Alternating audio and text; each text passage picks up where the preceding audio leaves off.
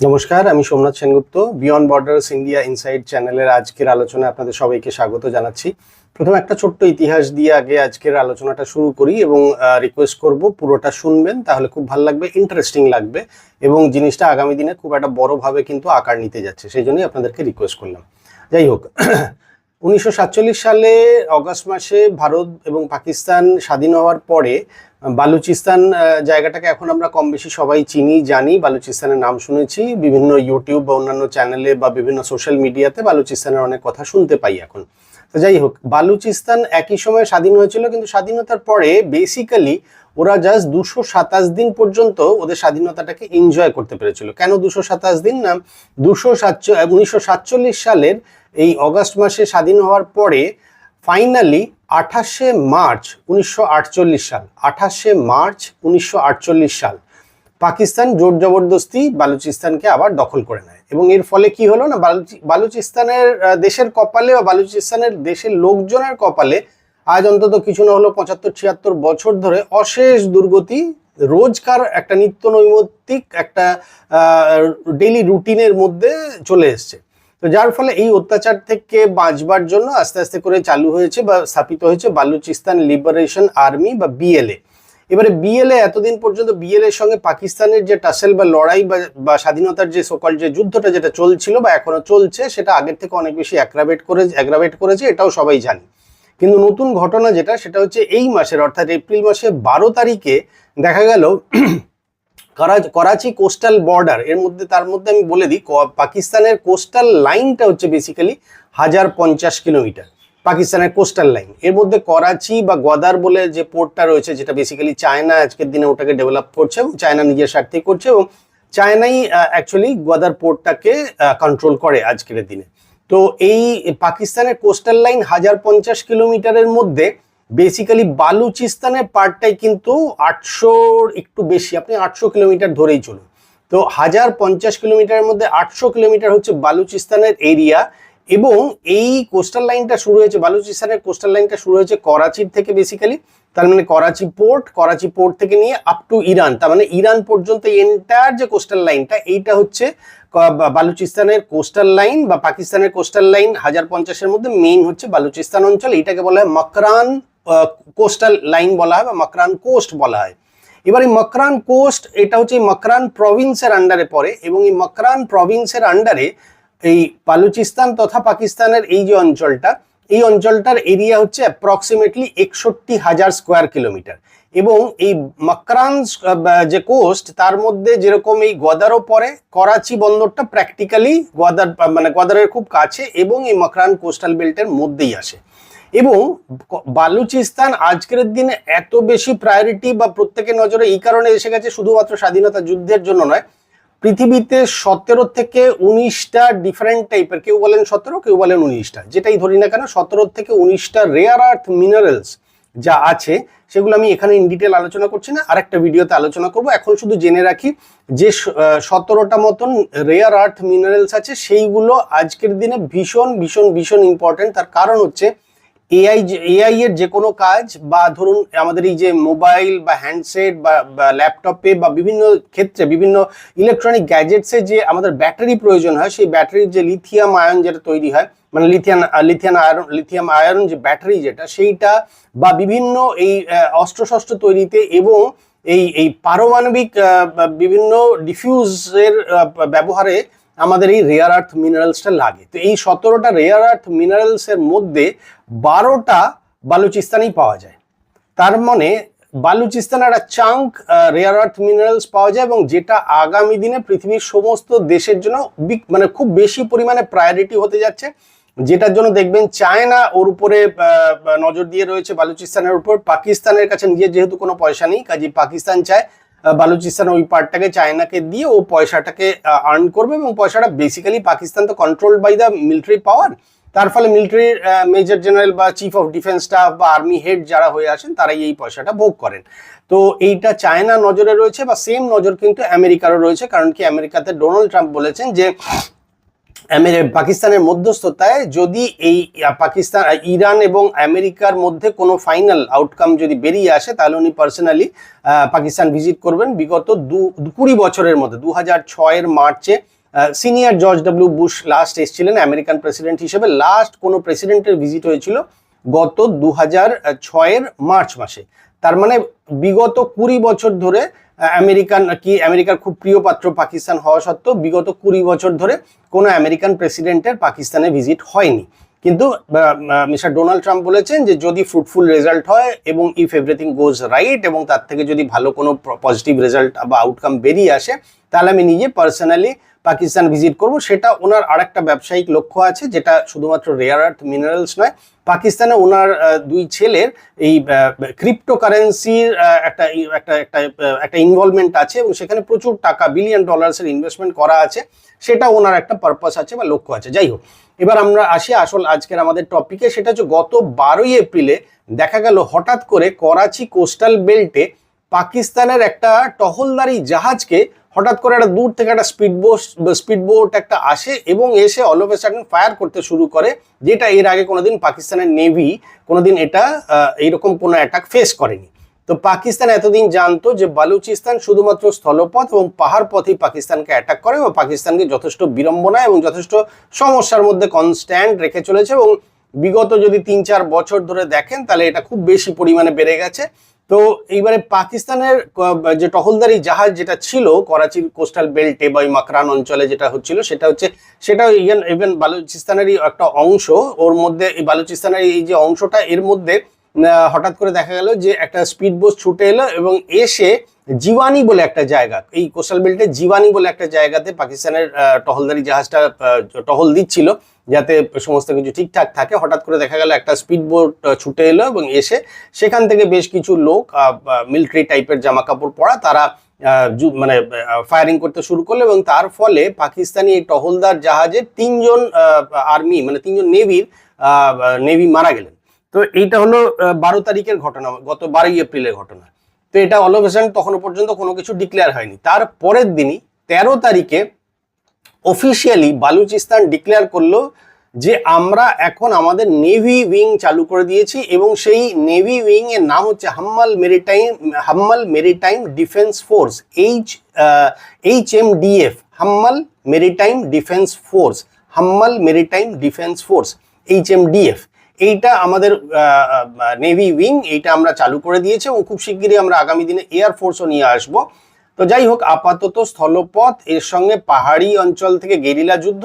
এইবারে বালুচিস্তান তার navy wing খুলে দিয়েছে এবং নেভি উইং দিয়ে তারা পাকিস্তানকে অ্যাটাক করলো। এবার এই ঘটনাটা কেন এত ইম্পর্টেন্ট, তার কারণ হচ্ছে এই ঘটনাটাতে পাকিস্তানের বক্তব্য হচ্ছে ইন্ডিয়ার RNAW মানে রিসার্চ অ্যান্ড অ্যানালিসিস উইং মানে নাকি এর মধ্যে ইনভলভ, যদিও ভারতবর্ষ বা ইন্ডিয়া অফিসিয়ালি এর রিপ্লাই দিয়েছে এবং অফিসিয়ালি এটা ডিক্লেয়ার করেছে আমরা এর মধ্যে কোনোভাবে ইনভলভ নই এবং আমরা এর কোনো বিষয়ে মানে মাথাও লাগাই না বা we have no idea about this, মানে আমাদের এটা সম্বন্ধে কোনো আইডিয়াও নেই। তো যাই হোক, আমাদের তো নিজেদের মেন্টালিটি খুব ক্লিয়ার এবং ভারতবর্ষের হয়ে হয়তো উপরালেই কোনো না কোনো হেল্প করে। তো যাই হোক, হঠাৎ করে দেখা গেল যে এই বালুচিস্তান আর্মি এখন থেকে তার নেভি উইং নিয়ে চলে এসছে এবং নেভি উইং নিয়ে আসার ফলে তারা এই যে বললাম হাম্মাল ম্যারিটাইম ডিফেন্স ফোর্স বা HMDF, এইটা দিয়ে তারা বলেছে আমরা ক্রমাগত অ্যাটাক করতে থাকবো। তো যার ফলে 2026-এর 13 এপ্রিল থেকে অফিসিয়ালি বালুচিস্তানের নেভি উইংও বা নেভি ফোর্স চালু হয়ে গেল, এটা আমরা এখন থেকে বলতে পারি। তো এইটার ফলে যেটা হলো সেটা হচ্ছে এই বালুচিস্তান অঞ্চলে পাকিস্তান যেভাবে শোষণটা করে চলেছিল, স্পেসিফিক্যালি গোয়াদার পোর্টটা যতটা ইজি চায়নার জন্য ছিল বা চায়না আনইন্টারাপ্টেড বা কোনো রকম কোনো বাধা বিপত্তি ছাড়াই যেভাবে গোয়াদার পোর্টকে ইউজ করে চলেছিল, সেটা ভারতবর্ষের ক্ষেত্রে যথেষ্ট চিন্তার ব্যাপার ছিল এবং ভারতবর্ষের জন্য এটা একটা অ্যালার্মিং সিচুয়েশন ছিল ভারতবর্ষের নিরাপত্তার কারণে। তো যাই হোক, উপরালা আছেন আমাদের, তো যার ফলে ভারতবর্ষ একটা হেল্প পেলো মনে হয় যে যদিও এটা বালুচিস্তান তাদের নিজেদের মতন করে করবে, কিন্তু করার ফলে বালুচিস্তান নেভি যদি ক্রমাগত পাকিস্তান এবং চায়নাকে বিব্রত করে রাখে এবং চায়নাকে অ্যাটাক করে, তাহলে এটা কিন্তু একটা কাশ্মীরের একটা কাউন্টার অ্যাটাক হয়ে গেল। তার মানে পাকিস্তান যেরকম ভাবে খেপে খেপে জম্মু কাশ্মীরে বিভিন্নভাবে অঘটন ঘটায় বা টেরোরিস্ট অ্যাক্টিভিটি করে বা ইন্ডিয়ার জন্য ক্ষতিকারক কোনো না কোনো প্ল্যানিং করে বা কোনো নেগেটিভ প্ল্যানিং চলতে থাকে, এটা তার কাইন্ড অফ উপরালার আশীর্বাদে এটা তার কাইন্ড অফ পাল্টা অ্যাটাক আমরা বলতেই পারি, যে সেই ঠিক একই প্রসেসে আগামী দিনে বালুচিস্তান এবং বালুচিস্তানের নেভি কোনো না কোনোভাবে পাকিস্তানকে বিব্রত রাখছে বা পাকিস্তানের জন্য এটা একটা বিপদ বা চ্যালেঞ্জ হয়ে দাঁড়াবে। তো একটা হলো সেইটা। সেকেন্ড ইম্পর্টেন্ট হচ্ছে পাকিস্তান যেরকম ভাবে চাইছিল যে বালুচিস্তানের এই যে রেয়ার আর্থ মিনারেলসটা চায়না বা ফাইনালি ইউএস এর হাতে তুলে দিতে, সেটা কিন্তু বালুচিস্তানের লোকেরা কোনোভাবেই চায় না। এবং এটা স্বাভাবিক কথা যে নিজের দেশের রেয়ার আর্থ মিনারেলস বা যাবতীয় যা কিছু সম্পদ যেটা আছে, সেই সম্পদ কেন এত ইজিলি এবং এইভাবে বিদেশি অন্য কোনো নাগরিক বা বিদেশি অন্য কোনো দেশের হাতে চলে যাবে। এটা আলটিমেটলি আমাদের সম্পদ এবং আমাদের তার বেনিফিট পাওয়া উচিত, সেটা কোনোদিন পেত না। এবং যার ফলে বিগত যদি দেখেন বহু হাজার বালুচিস্তানি মানুষ বিভিন্নভাবে লাপাতা হয়ে গেছেন, যাদের কোনো খোঁজও পাওয়া যায়নি। এবং 2026 ফেব্রুয়ারিতে একটা রিপোর্ট এসছে হিউম্যান মানে মানবাধিকার সংগঠনগুলোর মধ্যে থেকে, যার ফলে এটা দেখা গেছে শুধুমাত্র ফেব্রুয়ারিতেই টোটাল কম বেশি 84টা এমন আক্রমণাত্মক ঘটনা ঘটেছে যেটা রেজিস্টার হয়নি। তার মানে অফিসিয়ালি থানা পুলিশে, লোকাল থানা পুলিশে কোনো রকমের রিপোর্ট হয়নি, কিন্তু 84টা এমন ইনসিডেন্ট ঘটেছে যা পাকিস্তানের দ্বারা বালুচিস্তানের উপর অত্যাচার হয়েছে, কিন্তু সেগুলো কোনোভাবে রেকর্ডেড হয়নি। এবং কম বেশি 1200 থেকে 1300 মতো নাগরিক এই সময়ে দাঁড়িয়ে নিখোঁজ হয়ে গেছেন, যাদের আর কোনো হদিশ পাওয়া যায়নি। এবং এটা কিন্তু বহু পুরনো সত্য যে বালুচিস্তান থেকে ক্রমাগত পাকিস্তান বালুচিস্তানের শক্ত সমর্থ পুরুষ মানুষদের তারা তুলে নিয়ে গিয়ে আইদার তাদের কোনো না কোনোভাবে খাটিয়ে তাদের কাজ তোলে বা এদেরকে মেরে দেয়, এবং এদের আর কোনো পরবর্তীকালে ট্রেস আউটও পাওয়া যায়। এবং বালুচিস্তানের মহিলাদের সঙ্গেও প্রচণ্ডভাবে দুর্ব্যবহার করে এবং যা কিছু খারাপ কাজ করা সম্ভব সেটা করা হয়। এবং এটা কিন্তু আজকের নয়, বহু বছরের রিপোর্ট এই একই ঘটনা বারবার করে ঘটে চলেছে। যার ফলে বালুচিস্তান সেই যে 27 মার্চ 2048 পাকিস্তানের দ্বারা অত্যাচারের শুরুয়াতটা হয়ে গেল, সেটা কিন্তু আজও চলেছে। যার ফলে বালুচিস্তানের লোকেরা কিন্তু আজকের দিনে বিএল এর থ্রুতে বা বালুচিস্তান লিবারেশন অফ আর্মির থ্রুতে তারা তাদের মুক্তিযুদ্ধ বা স্বাধীনতা চাইছে। যার ফলে ক্রমাগত তারা যেভাবে শহীদ হয়ে চলেছিল, আজকের দিনে কিন্তু সেইটা হবে না। এবং এর ফলে আরেকটা জিনিস যেটা হলো সেটা হচ্ছে এই মাকরান যে কোস্টাল বেল্ট, এই অঞ্চলের উপর দিয়ে কিন্তু সিপেক অর্থাৎ চায়না পাকিস্তান ইকোনমিক করিডরটা গেছে। এই সিপেকের মাধ্যমে চায়নার কিন্তু মেইন টার্গেট হচ্ছে ওই অঞ্চল দিয়ে গিয়ে ডাইরেক্টলি ইন্ডিয়ান ওশানে পড়া এবং ইন্ডিয়ান ওশানে একটা কন্ট্রোল নেওয়া, সেটা ভারতবর্ষের উপর তথা ইউএসএ বা অন্যান্য দেশের গতিবিধির উপর নজর রাখা, এবং যাতে ওইখানে আরেকটা চাইনিজ নৌবাহিনী ওখানে ঘাঁটি গাড়া যায়, সেটা কিন্তু চায়নার লক্ষ্য ছিল, যেটা কিন্তু আগামী দিনে চায়নার জন্য অনেক বেশি চ্যালেঞ্জিং হয়ে যাবে। তার কারণ হচ্ছে সিপেক পুরোটাই কিন্তু এরপরে অনিশ্চয়তা, অনেকদিন ধরে অনিশ্চয়তা চলছে, কারণ সিপেকে ফান্ডিং নিয়ে কোনো লাভ হয়নি। তার কারণ হচ্ছে সিপেকের যে ফান্ডিং এসছে, সেই ফান্ডিংগুলো আবার কিন্তু পাকিস্তান একটা হিউজ পরিমাণ চুরি করে নিয়েছে, এবং এটা আনঅ্যাকাউন্টেড, মানে যেটার কোনো অ্যাকাউন্টসে আসেনি বা হিসাব দেখানো হয়নি। এবং এইটা নিয়ে কিন্তু চায়নার সঙ্গে কিন্তু পাকিস্তানের অলরেডি একটা ইস্যু তৈরি হয়ে গেছে। হাওয়েভার এই বালুচিস্তানের যে আর নেভি উইং যেটা খুলে গেল, এই নেভি উইংটা খোলার ফলে এখন যেটা হলো সেটা হলো এই অঞ্চলটাতে কিন্তু এখন আর সিপেক যেরকমভাবে আগের মতন তাদের শাখা প্রশাখা বিস্তার করেছিল বা অপারেশন চালিয়ে যাচ্ছিল, সেটা কিন্তু আর কোনোভাবেই হবে না। তো যার ফলে প্রতিবাদ বা প্রতিরোধ কিন্তু বালুচিস্তানের মধ্যে দিয়ে আসছে এবং আগামী দিনেও আসবে। এবং এটা যথেষ্টভাবে ইম্প্যাক্ট দেবে হচ্ছে চায়না এবং পাকিস্তানের জন্য। এবং ওভারঅল এই ধরনের যে কোনো ইনসিডেন্ট কিন্তু ভারতের জন্য বেনিফিশিয়াল। তার কারণ হচ্ছে ভারতের নিজেদের আর কিছু করার প্রয়োজন রইল না, উপরওয়ালার আশীর্বাদে। আমরা তো এটা বলতে পারি না, বিকজ RNAW বা আমাদের কিন্তু এই সমস্ত কোনো জিনিসের মধ্যে থাকে না।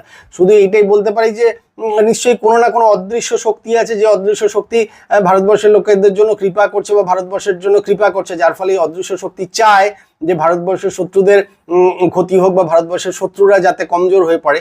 সেই জন্যই হয়তো কোনো অদৃশ্য শক্তির কারণে বা কোনো অদৃশ্য হাত এইভাবে ভারতকে সুবিধা দিচ্ছে। তো তার ফলে বালুচিস্তান লিবারেশন আর্মির যে নিজেদের যে স্বাধীনতার সংগ্রাম বা বালুচিস্তানের এই নেভি উইং তৈরি হওয়ার ফলে এটা যেভাবে পাকিস্তান এবং চায়নাকে অসুবিধা বা চ্যালেঞ্জেস ফেস করাবে প্রত্যেক দিন, এটা বলাই যায়, সেটা কিন্তু ভারতের জন্য খানিকটা হলেও স্বস্তিদায়ক একটা জায়গা দেবে। তো আমরা এটা আগামী দিনে বলতেই পারি যে এই এই এই এই এবং আরেকটা সবচেয়ে ইম্পর্টেন্ট কথা যেটা, সেটা হচ্ছে বালুচিস্তান নেভাল ফোর্স যেটা HDMF যেটা HMDF যেটা, সেইটা কিন্তু তারা বলেছে এখন তাদের কাছে শুধুমাত্র বেশ কিছু স্পিড বোটস, ডিফারেন্ট টাইপের উন্নত প্রযুক্তির অ্যাসল্ট রাইফেলস এবং বেশ কিছু ড্রোন দিয়ে তারা জাস্ট তাদের এই নেভাল উইংটা খুললো, কিন্তু আগামী দিনে তাদের কাছে আরও অনেক বড় বড় শিপ এবং আরও অনেক আধুনিক সমরাস্ত্র বা যুদ্ধাস্ত্র সেইগুলো আসতে যাচ্ছে।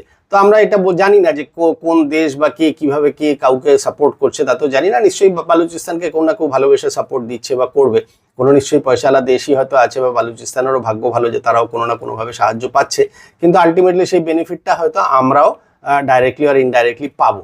তো আপাতত এইটা হলো একটা খুব ইম্পর্টেন্ট জিনিস যে পাকিস্তান এখন থেকে খুব বেশি বিপদ, আরও বেশি বিপদ শুরু করলো, কারণ পাকিস্তানের ভাগ্য কিন্তু বেশ অনেক দিন ধরেই খারাপ চলছে। স্পেশালি অপারেশন সিন্দুর 1 এর পর থেকে কিন্তু ওদের অবস্থা সত্যি অনেক খারাপ হয়ে গেছে, এবং বিভিন্নভাবে আমরা যে আননোন গানম্যানের দ্বারা এই যে বিভিন্ন সোকল্ড বিদ্রোহী গোষ্ঠী বা মৌলবাদী গোষ্ঠীর যে সমস্ত ফার্স্ট লেভেল বা সেকেন্ড লেভেলের যে সমস্ত লিডারশিপকে হঠাৎ করে কোনো কারণ ছাড়াই বিভিন্ন জায়গায় সে মসজিদ থেকে বেরোক বা কোনো নিউজ চ্যানেলের অফিস থেকে বেরোক, সেই যে মারা যেতে দেখছি, তো যার ফলে হয়তো সেটারই কন্টিনিউশনে আমরা আরও কোনো আননোন গানম্যানের অ্যাক্টিভিটি আগামী দিনেও দেখতে পাবো। তবে আপাতত এটা একটা ভারতবর্ষের জন্য খুব ভালো খবর যে Balochistan Hammal marine defence force অর্থাৎ HMDF এর তৈরি হওয়ার ফলে এইটা কিন্তু ভারতের জন্য অনেক বেশি স্বস্তিদায়ক হলো। তার কারণ পাকিস্তান নিজের দেশে এই নিজেদের বিভিন্ন গোষ্ঠী বা বিভিন্ন রকম ঝামেলার মধ্যে যত বেশি ইনভলভ থাকবে, এমনিতেই দেশটার পয়সা কড়ি কিছুই নেই, প্রায় $21 বিলিয়ন মাত্র ফরেন এক্সচেঞ্জ রিজার্ভে রয়েছে, এবং তার মধ্যে থেকেও কিছু লিমিটেশন আছে যে পুরো টাকা আপনি প্রয়োজন হলেও তুলতে পারবেন না। যার ফলে যদি দেখেন তাহলে এই এপ্রিল মাসের 11-12 তারিখের যে শান্তি চুক্তি হলো দুদিন ধরে আমেরিকা এবং ইরানের মধ্যে, সেই শান্তি চুক্তির যে দুদিনের থাকা খাওয়ার বিল হয়েছিল মাত্র 10 কোটি টাকা, সেই 10 কোটি টাকাই তারা কিন্তু দিয়ে উঠতে পারেনি। যার ফলে সেই হোটেল সেরেনা, মানে পাকিস্তানের সেরেনা একটা 5 স্টার হোটেল, তো সেই 5 স্টার হোটেলের মালিক যিনি আছেন মিস্টার আগা খান, উনি কমপ্লিমেন্টারি হিসাবে এই বিলটা পে করে দিয়েছেন, এবং এটা পাকিস্তানের গভর্নমেন্টকে ওয়েভ অফ করে দিয়েছেন, মানে পাকিস্তানের গভর্নমেন্টকে দিতে হবে না, এটা অ্যাজ এ কমপ্লিমেন্টারি এবং অ্যাজ এ জেস্টার উনি এই বিলটাকে ওয়েভ অফ করে দিয়েছেন। এবং যদি খেয়াল করে দেখেন তাহলে কিছুদিন আগে UAE থেকে একটা $3 বিলিয়ন একটা লোন পেয়েছিল আমেরিকা, যেটা UAE বলেছিল যে 17 এপ্রিলের মধ্যে ফেরত দিতে হবে। যার ফলে 16 এপ্রিল যদি খেয়াল করে দেখেন তাহলে পাকিস্তানের finance minister mister Mohammad Aurangzeb, উনি কিন্তু IMF এর হেড অফিসে বসেছিলেন, যেদিন কিনা আবার ওই আমির হামজা যিনি ওই হাফিজ সাইদের নেক্সট যিনি ছিলেন, লস্করে তৈবার সেকেন্ড ইন কমান্ড যিনি ছিলেন, উনি কিন্তু আবার একটা ওই নিউজ চ্যানেল থেকে কিছু তার অনুষ্ঠান সেরে বেরোনোর সময় একদম ওই নিউজ চ্যানেলের অফিসের সামনেই আননোন আততায়ীর দ্বারা গুলিবিদ্ধ হন। কিন্তু উনি এখনো বর্তমানে বেঁচে আছেন না মারা গেছেন সেটার কোনো খবর এখনো আসেনি, বাট এটা ঘটনাটা ওই সেম দিনেই ঘটেছে, মানে 16 তারিখের ডেটেই ঘটেছে। এবং আমার কাছে এখনো পর্যন্ত এরকম কোনো খবর নেই যে IMF এর থেকে পাকিস্তান $7 বিলিয়ন যেটা তারা রিকোয়েস্ট রেখেছিল কোনো লোন পেয়েছে বলে, তার ফলে UAE যে $3 বিলিয়ন যে লোনটা রিপে করার কথা ছিল সেটা কিন্তু এখনো পর্যন্ত রিপে করা হয়নি। হাওয়েভার এটা ভারতের জন্য ওভারঅল একটা মঙ্গলজনক খবর একটা, যে বালুচিস্তানের নেভাল উইং চালু হয়ে গেছে, এবং এর ফলে পাকিস্তান কিন্তু আরো বেশি সমস্যার মুখে পড়বে। তো আজকের জন্য এই পর্যন্তই রাখলাম। আপনাদের এই আলোচনাটা কেমন লাগলো জানাবেন, যাদের যা মত আছে সেটা কমেন্ট বক্সে লিখে পাঠাবেন, আমি কিন্তু কমেন্ট বক্সে সবটাই দেখি। ভালো থাকবেন, আজকের জন্য এখানেই শেষ করলাম, নমস্কার।